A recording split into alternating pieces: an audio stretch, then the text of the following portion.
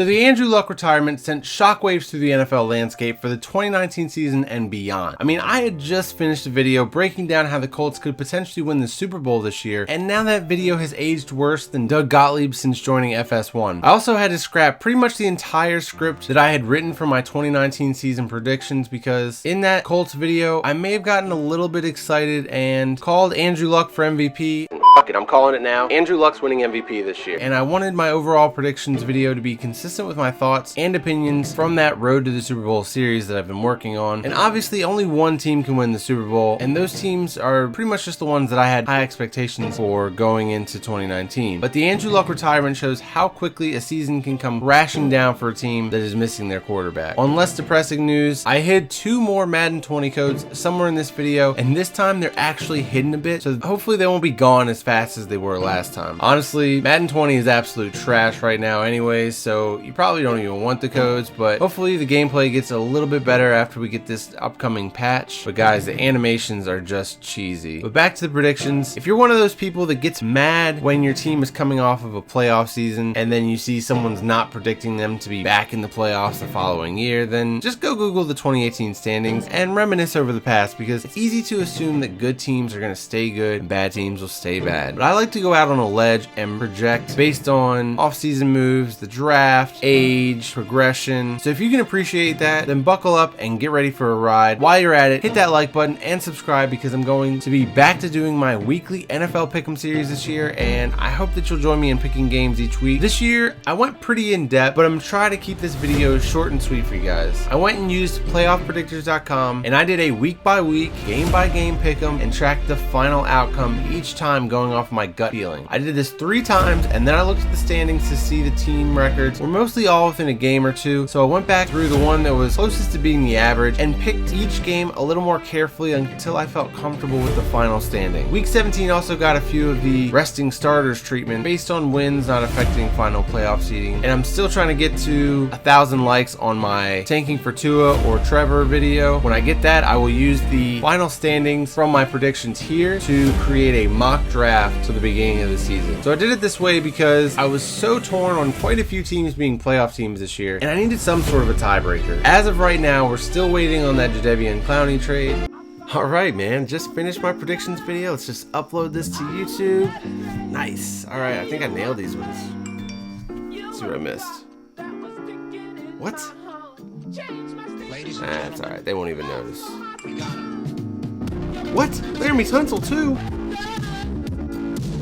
Guys, please don't make me redo this video, please. I've got so many more videos to do this week. You just have to watch it the way it is. I still don't understand why the Texans are even trading him, and I hope that they never get a #1 overall pick again when there is a generational pass rusher available, but he's got to be good for at least a win or two. So if the Seahawks or maybe the Eagles land him, and I'm sure it'll probably be the day after I post this video, then go ahead and factor a win or two into those teams in the standings. But if he lands on Miami, you can go ahead and assume that they're going to be in the basement of the AFC East like I have them. Alright, let's get into this.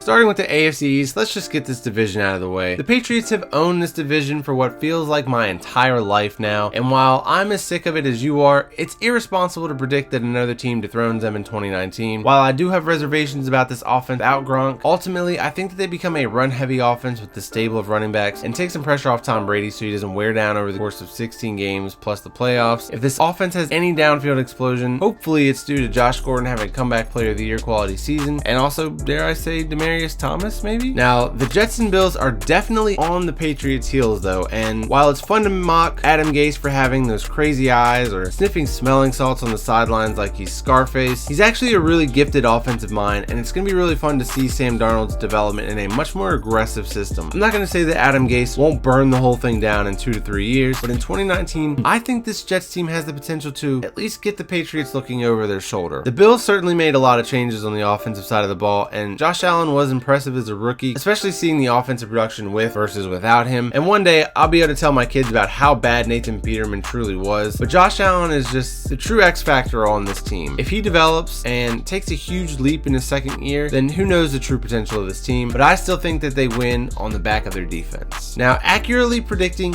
who is going to finish as one of the worst teams in the NFL is as challenging as it is to predict the top teams, if not even more difficult. Yes, the Browns were an easy choice for many years, but these are still NFL teams with a bunch of grown men on them that don't want to tank. They don't want to lay down before a season even starts. With that said, this Dolphins roster is pretty depleted of blue chip talent, and as much as I think of Josh Rosen, there's just no way he can make up for the years of poor drafting. If the Jets and Bills do not improve as much as I anticipate they will, then the Dolphins could potentially grab another win or maybe two playing their division rivals. Personally, I hope that we see enough from Josh Rosen for the Dolphins to keep him as their future starter, but then that they lose enough games to acquire some draft capital to build around moving forward. Jadeveon Clowney would be an awesome pickup for them if that ends up being what happens. If they cost them their first round pick, screw it, go for it. You're not going to get a Jadeveon Clowney in this upcoming draft, and I think that the best is yet to come still with Clowney, so pay him what he needs because you've got tons of cap space, and let's get ready for the post Tom Brady era. But overall, I think that this division belongs to the Patriots for at least one more season, but this is the year that we start to see some chinks in the armor. The AFC North has been dominated by the Ravens and Steelers for far too long. The Bengals, they managed to get a win in the division once or twice also, but I think there's a new king in the North, and his name is Baker Mayfield. The Browns were my first choice to start that road to the Super Bowl series with because I felt like they deserved it the most. On paper, this roster is about as good as it gets going into the season. There are very few glaring holes when you factor in players progressing and the overall potential with some of these young guys. From quarterback to dynamic pass rusher, the Browns roster, it checks all the boxes. It's all going to come down whether or not Freddie Kitchens can pull all of these personalities together for one goal, and I think that he can. Go check out my Browns video if you want a much more in-depth breakdown of the Browns, but for the sake of the length of this video, I'm going to keep it short and move on. The Ravens, they might be the hardest team to project going into 2019. For one, the last taste of this unique running game that was left in our mouth was a pretty stale one, and while I think that the Chargers were just a bad matchup due to the fact that they have a good defense with good personnel, paired with them being able to see this running game on film versus that personnel once before, I think it made it easier for them to execute a game plan to shut the running game down. So I anticipate seeing the Ravens catching some teams off guard, especially those that haven't seen Lamar Jackson and this running attack yet, but we'll see if they're able to save some wrinkles in this offense for rematches against divisional opponents. Lamar Jackson taking the next step as a passer could eliminate that need to hold back in the game plan each week, but there's still not a lot of depth at wide receiver, so there's going to be a lot of pressure put on rookie Hollywood Brown and second-year tight ends to carry this passing attack if this offense is going to take the next step. But with a good running attack comes a fresh defense, and with Earl Thomas coming to town, I could see this defense continuing the trend of carrying the Ravens to victory. Sadly, it might not be enough to make the playoffs in 2019, but their schedule is favorable, so keep an eye on the Ravens. It's a new chapter in the Steel City with only one of the three Bs remaining. Juju Smith-Schuster has an entire passing attack to carry, and we'll see if he's truly dynamic enough to do it to the level of Antonio Brown. I think we're all seeing what a headache Antonio Brown must have been behind closed doors, so they surely won't miss his off-the-field impact, but I have my reservations about Juju replicating his 2018 production without a guy like AB requiring so much on-the-field attention. Defense should be better though, and maybe the 2019 Steelers find more balance and synergy and try to get back to their roots, but for now, I see them just missing out on the playoffs also. The Bengals have had some of the worst luck ever, dating back to as long as I can remember. Losing first-round pick Jonah Williams was brutal because the offensive line is one of the main things holding this offense back from replicating their heyday with Andy Dalton and AJ Green lighting it up. But that seems like a distant memory already. Joe Mixon, however, is a bright spot on this team, but if AJ Green can't go and Andy Dalton is running for his life back there behind that O-line, why even run Joe Mixon into the ground like that? If you haven't seen my tank for Tua or Trevor video, the Bengals are my top choice teams that should consider tanking for Tua this year. Use this year as a chance to get some young guys to prove themselves on the field and get ready to reload with a rookie quarterback on a rookie contract the next 4 to 5 years. The AFC South. Oof, this division felt like a lock for the Colts with Andrew Luck. Hell, Luck could have missed the first half of the season, and I still probably would have anticipated them making another run to sneak in as a wild card team at least. This is a really tough division, and it seems like they've all had one team that they seem to own on the reg, while also getting owned by another team. It's just a vicious cycle. But this year, I think that the AFC South will be won by the healthiest quarterback. Now, people forget that Deshaun Watson was putting up Patrick Mahomes numbers when Patrick Mahomes was still holding a clipboard, and then he tore his ACL. He recovered recovered from that torn ACL to not miss a game the following year, only for his offensive line to get him beat up so bad that he had to take a bus to Jacksonville because I think it was a punctured lung. It was too painful for the pressurized cabin of an airplane. I'm expecting a bounce back season from Watson, and while I don't agree with the Clowney stuff from the Texans, I realize that he kind of left them with no option by not showing up and not signing his franchise tender. So while the defense could have been as dynamic as the offense with Clowney, I now expect Bill O'Brien to turn up the offense and just let it rip this year. I still worry about the offensive line, but they can't be as bad as they were last year. But if they ruin another young quarterback with no offensive line, I will never forgive them because I am definitely a Deshaun Watson fan. The Titans are another tough read. It's easy to say, well, if Marcus Mariota stays healthy for 16 games, yada yada yada, but he's literally never been healthy for 16 games. And then the backup now, Ryan Tannehill, he isn't coming in to save the day, but if they're lucky, this defense will keep them in the game each and every week, and they can rely on a good running attack to wear down the opposition and take some pressure off of this dual quarterback system that's going to end up taking place. It's inevitable. When it comes down to it, the slow start due to the Titans missing left tackle Taylor Lewan for the first 4 games, I think is the difference between them making it into the playoffs. Moving on to the Jaguars, Big Dick Nick Foles is basically the anti-Blake Bortles, but if he's going to save this offense, it's going to be with his incredible healing powers, because Leonard Fournette, he needs to avoid these deep tissue injuries this year, and I bet you if the team is doing well, then he'll magically be fine, and Nick Foles will look like a savior. The defense, they fell off slightly last year, but Josh Allen looks like a monster and could help return this unit to their 2017 form. This team is set up for another run this year, and they went all in on Foles to bring them to glory, but Foles showed us before that he wasn't really a 16-game starting quarterback. While he should be an improvement over Bortles, I don't think he's truly a savior, and the Jaguars have to deal with a 8-8 record. Oh, Colts fans, if it's any consolation, I really liked Jacoby Brissett coming out of NC State. One of my first sort of popular YouTube videos actually was from that quarterback class, but brace yourself for a steep decline in production from what you've seen with Andrew Luck. All the things that saw a drastic improvement from 2017 to 2018, they're going to regress again, just slightly, as the reverberations are felt from losing a generational quarterback. For example, the offensive line suddenly won't be one of the best in the league anymore, and some of those weak links will be exposed when you don't have a guy like Luck making the quick reads and having the arm to get it where it needs to be after a 2-step drop. Then the running game will all of a sudden be facing an extra guy in the box, and Marlon Mack won't look like an every down back anymore. Luckily, you've got a decent coaching staff who should hold the pieces together, and the offense will be tailored to fit Jacoby, but this has turned into a nightmare for you Colts fans, and I empathize with you guys, man. Stay strong out there.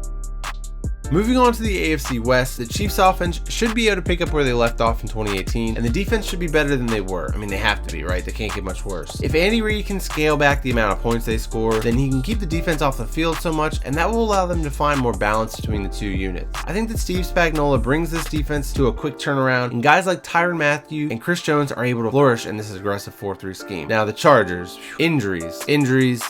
That's going to be the story on the Chargers until the end of time, isn't it? See, this is why I didn't want Derwin James ending up here, man. This defense, though, it has the potential to be elite, but they need their guys on the field. Speaking of, the Chargers need to go ahead and pay Melvin Gordon. Get your best contract guys in there and make sure he has incentives and bonuses based around his health and playing in all 16 games and whatnot. But to think that you have Super Bowl aspirations and you won't pay your dynamic starting running back, you cheap sons of the Broncos actually have sold me on the idea of Joe Flacco steering the ship and letting the defense keep them in games. All he has to do is just not screw it up, right? He's got the weapons, and the offensive line should be better than it has been. The defense is actually one of my fantasy sleepers this year because pass rush should be as good as ever, and Flacco will ensure that the score stays low. I think this formula keeps them competitive and even wins them some games that they probably shouldn't, but in the end, the offense just isn't enough to make the playoffs. Now, this Raiders team could shock us all and make an instant turnaround with a deep rookie class, some key free agents added to the black hole of talent, or they could crash and burn from too many inflated egos trying to be the hero. Not to steal an offense, but I expect them to land somewhere in the middle there.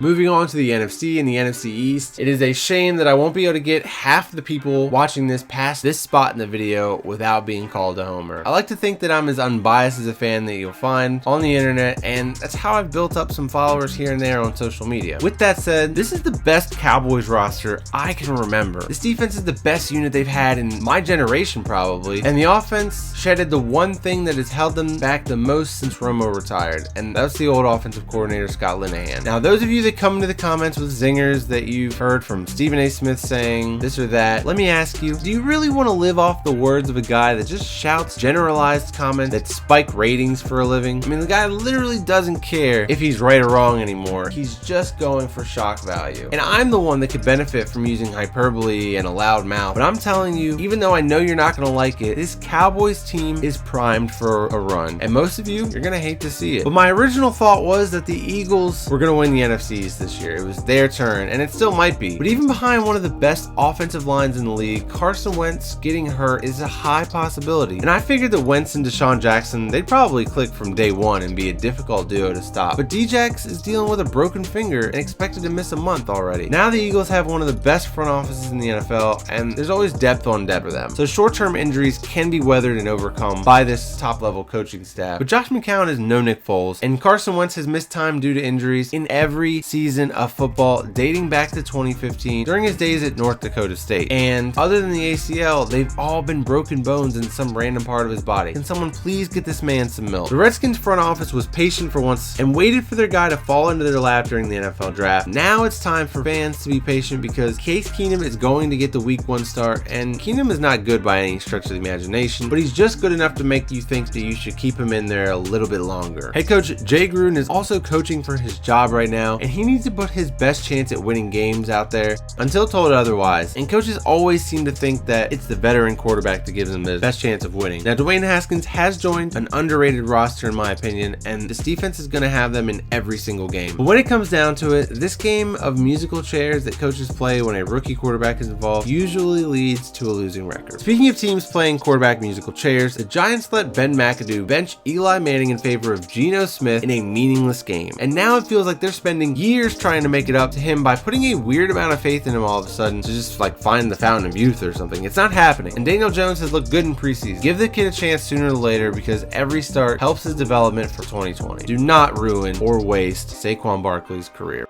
So maybe I'm putting too much faith in Aaron Rodgers having a bounce back season, but I do truly believe that 2018 was more of him pouting so that he could get his way with a new coaching staff being brought in. Well, he got his wish, along with some huge improvements along the defensive side of the ball. Although I wasn't sold as Matt LaFleur's performance as a coordinator in 2018, I felt like he mismanaged the Titans running game for far too long, which probably ended up costing them a playoff spot. So hopefully he doesn't continue to take Aaron Jones off field and let that man get RB1 carries, because I drafted him in one of my fantasy leagues because he's the best running back on this roster. Aaron Rodgers is just far too proud to go out like that, and I anticipate that he's gonna have a big year in 2019 because for some reason so many people have forgotten that he is still the most physically gifted quarterback of our generation and can be a magician on the field when he wants to be. Moving on to the Bears, I've got them coming in at 10-6, and I'm sure that I'm already on Chicago's most wanted list for it. Bears fans are all in on a Super Bowl this year, but to me they didn't do enough to get better, and in the NFL you're either getting better or you're getting worse. I know that sounds overly simple and obvious, but you can't just line up the same squad on either side of the ball each year because there's already 16 games of film on that team and it becomes easier to attack or defend. While David Montgomery was a frequent target up for me in fantasy also, to think that a rookie 3rd round running back is going to be the piece that gets you to the next level is a little bit naive. Not to mention, the biggest change for the Bears was actually losing defensive coordinator Vic Fangio. So even if Montgomery provides a boost offensively, I think the defense drops off to a similar degree. It's still a really good team, and I really like the roster. And if Mitch Trubisky develops a little more, then I could totally see this team winning 1 or 2 more games at least and take the NFC North with them. But I've had and still do have my reservations about Trubisky's ceiling. I just hope that you guys enjoyed Aaron Rodgers' year off from football last year, because I'm pretty sure he's got a few more years left in him that you're going to have to deal with starting now. With the Vikings, I try to be as impartial as I possibly could going into 2019 and not act like a scorned lover after going all in on this team in 2018. I still have my reservations about the dysfunction that we saw from this offense last year, and it's going to be easy to make Kirk Cousins the poster boy for their problems, but the Vikings knew what they were getting with Cousins from his days with the Redskins, and they still lined him up behind that awful offensive line. He doesn't handle pressure, newsflash, but that doesn't mean that he can't still guide a prolific offense. Now, Dalvin Cook could actually be the difference in this team getting over the hump from last year, but this division is just so tough tough, and they don't match up well against the other alpha dogs in the division because they're an indoor team now, and the best two teams are outdoor teams where it's going to be freezing when the games are on the line. The Lions are, and always have been, a modern football tragedy. I don't see how this team wins more than 5 games this year, and even that feels a little bit generous to me. They should honestly consider trading Matthew Stafford to the Colts next year, but I'm not even sure how Eric Ebron will feel about that. Bill Belichick disciples don't have a great track record as head coaches in the NFL, and Matt Patricia is not likely to be the exception to the rule. I think he's been inconsistent and honestly kind of awkward in his attempts to mirror Belichick instead of just being his own man. This kind of fraudulent behavior doesn't go unnoticed in the locker room, and it's going to eventually be his demise.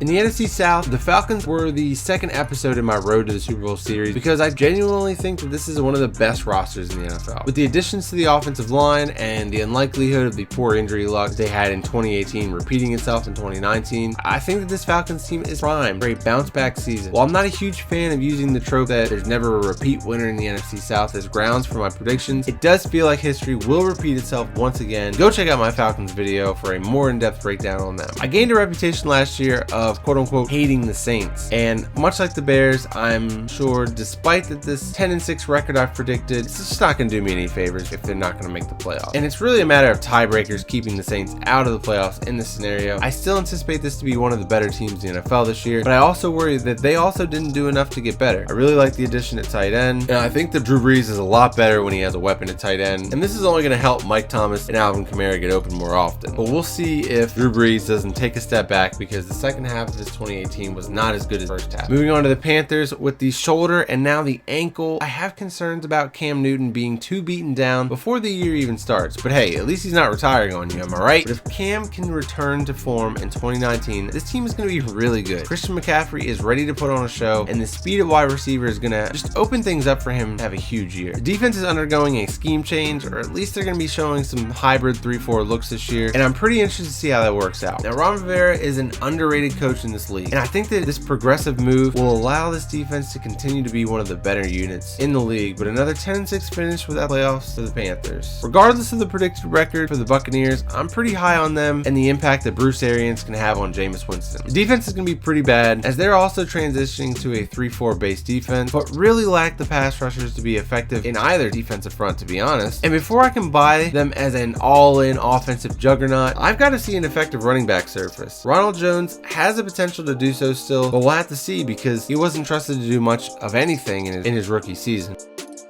And finally, the NFC West. I wanted to have a Super Bowl hangover when it came to predicting the Rams after they let America down in the Super Bowl, but I just can't. Even after a few of their free agent departures and Todd Gurley being diagnosed with an arthritic knee, this team is still set up to be really good for the next few years. Sean McVay probably learned a really valuable lesson in the Super Bowl, and I expect him to continue to bring it offensively. Aaron Donald, he's going to keep that defense relevant for pretty much as long as he wants, and I think Eric Weddle is an underrated addition to the defense as a coach on the field. He's definitely lost a step or two or 7, but he's got the football IQ and experience to keep this defense where it needs to be, make sure everybody is dotting their I's and crossing their T's. And if the offense falls off a little bit because they have to manage Gurley more, then, maybe they won't score so many points and put so much pressure on that defense. The Seahawks running game should once again be the engine that drives this team, especially since they had to reload a wide receiver through the draft. They've got a lot of young weapons, and it's going to take some time to develop, but many of you know how I feel about DK Metcalf. If you don't, go check out my scouting report on him. Hate to plug so many things, but that's what we gotta do. The defense is going to be pretty solid, and their linebacking core is one of the best in the league. The biggest question for them: can the inexperienced secondary make people forget about the LOB, the Legion of Boom? The answer: maybe. The Cardinals. This offense is going to catch some teams off guard this year. Kyler Murray is basically a lock for Offensive Rookie of the Year if he stays healthy, and the Cardinals running game is going to be really effective with David Johnson in a better scheme that is fit for his talents. But even though the tempo of this offense is going to catch some teams slipping, when the Cardinals are not clicking right out of the gate, this defense is going to get exposed. 6-10 feels like a huge improvement, but this team still has a long ways to go, and I'm sure that some Cardinals fans think that there will be even a greater turnaround right out of the gate, but I heard an ironically timed stat the other day. Of the 24 quarterbacks that have been selected number 1 overall, the only one to lead his team to a winning record in their rookie season is Andrew Luck. Now the 49ers, man, I'm about to be the most wanted man in Chicago and San Francisco, and those are literally two of my favorite cities in the world. And no, this isn't an overreaction to Jimmy G looking bad in that one preseason game. In fact, I posted my video about teams that should tank within the next 2 years earlier that morning, so go check the tape. Now, you know it's bad when I'm trying to show my receipts from selling 49ers stock this early on. And it's not that I think that this roster is bad or that I think the coaching staff is bad. It's actually the complete opposite. I got a lot of faith in these guys. But the 49ers are relying on a lot of guys that have shown in the past to not be all that reliable. From the second overall pick to the stable of running backs to the offensive line, there's a lot of question marks there. And with Jimmy G coming off a torn ACL, that's a bigger deal than it's being made out to be. He's not going to be himself this season because trust needs to be regained in that knee.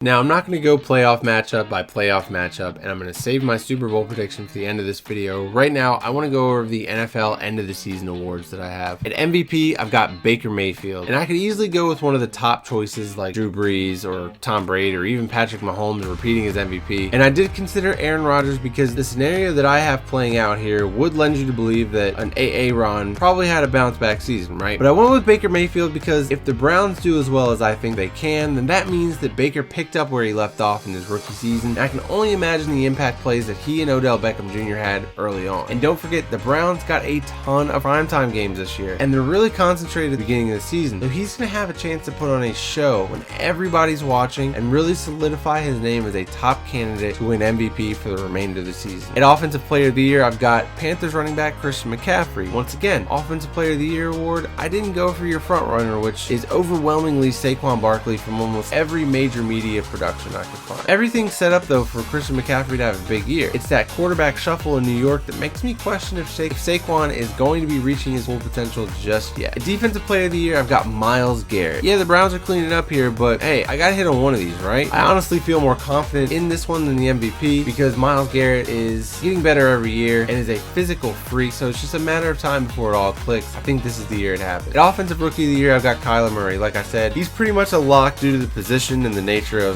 the player that we're talking about. Kyler's just fun to watch, and basically all he needs to do to win this award is start more than 12, 14 games maybe, and just not suck. Defensive Rookie of the Year, linebacker is pretty much the quarterback equivalent to Defensive Rookie of the Year, and I assume that one of the Devons takes this one. For Coach of the Year, I have Browns head coach Freddie Kitchens. I mentioned earlier also, if the Browns do as well as I think they can, that means that Freddie Kitchens did a hell of a job. And for the last award, before I get into the Super Bowl prediction for 2019, Comeback Player of the Year is going to be Le'Veon Bell. It's just such an easy position to pick up and make an immediate impact in. Another option would be David Johnson, but that would be more of a rebound from injury because technically he played last year. And the 2013 Phillip Rivers is the only player that I remember that actually won just for being bad in the previous year. And then finally, the prediction for who I have playing and winning Super Bowl 54. Now, remember when I said I went and looked at a bunch of major media 2019 NFL predictions? Well, that was really just me checking myself and clarifying for my own conscience if this pick felt delusional or not. And it's hard being a fan of a individual football team and trying to cover the NFL as a whole and being subjective when your own team is involved. But guys, this Dallas Cowboys team, they might be in the Super Bowl this year. My wife rags on me because she says that I say that every year, that I'm just one of those generic Cowboys fans, but I'm actually pretty critical of this team. And right now, the only distraction that the Cowboys have going for them is Ezekiel Elliott, and their kicker kind of sucks. So there you have it. Making it to the Super Bowl for the NFC, I have the Dallas Cowboys. I think the NFC is the tougher conference. You saw I had like 3 10-6 teams didn't even make playoffs in the NFC. So things are bound to change. And I will promise you, I will reevaluate this and make a mid-season mock, or just keep up with the weekly pick'em and maybe I'll talk about it there. But that's it for the NFC. Now for the AFC, I may have promised a subscriber that I would pick this team to win it all. And I don't even remember doing this, but he reminded me a few weeks ago or a month ago or whatever. And I remember being like, I'm not doing that. I want to pick who I actually think is going to win this thing. But the team that I have representing and winning the Super Bowl is the Kansas City Chiefs. The defense was horrendous last year, I agree, but it can't be much worse. The offense was incredible, and I don't think that it's going to be quite as incredible this year. And because both of those units are going to be shifting from the top and bottom of the league respectively, I think that that balance, that synergy that I referenced earlier, is what gets gets them to the promised land. Because let's face it, they can literally score at will. Patrick Mahomes has a cannon. Tyreek Hill is the fastest football player I've ever seen. They can literally take it to the house any given play. They don't need to score 45 points a game to win games. They just need to score one more point than the other team. And I think that having more of a ball control offense is going to take some pressure off that D. I don't know. I can't remember the last Super Bowl prediction I got right, but Chiefs over Cowboys is my official prediction for Super Bowl 54. Let me know what your prediction is in the comments below. Stay tuned for my weekly pick'em. Should be coming out within the next day or two. And then I've got one more Road to the Super Bowl series video coming out before the season starts. So stay tuned for that also. I wanted to get that out earlier this week, but life happened. You know how it is. Thanks again for watching. Please hit that like button. Please subscribe if you're new to this channel. I appreciate you guys commenting, engaging with this video, sharing it, all that good stuff. Good luck to your team this year. If I predicted them to be poor, I hope that they prove us all wrong and go out and make the playoffs for you. But I will see you all in the next video.